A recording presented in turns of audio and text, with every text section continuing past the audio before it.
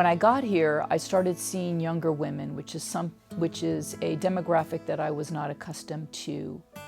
I took on a study called the Creighton model, which is a model of health care for women, which helps them appreciate their fertility, but also to monitor their gynecologic health.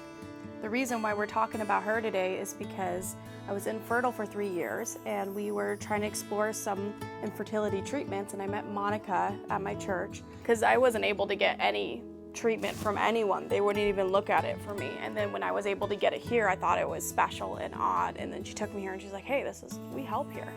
And I didn't have any issues past that. She worked with us through the pregnancy. Just having Hannah has just been a crazy blessing. I can't even imagine my life without her now.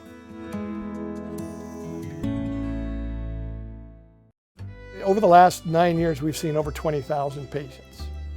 It's quite a substantial number of patients. We see typically between 30 and as many as 60 patients in a day, depending upon what specialties are being offered that day. A lot of them don't even have any kind of connection with any higher power. But they see through the works of our staff and the smiles on their face and the trueness in their earnestness in wanting to help these people, they see that there's something different about these people. And it becomes attractive. And that's what Jesus did. He just made himself extremely attractive. And that's what we're supposed to do, is be more like Jesus.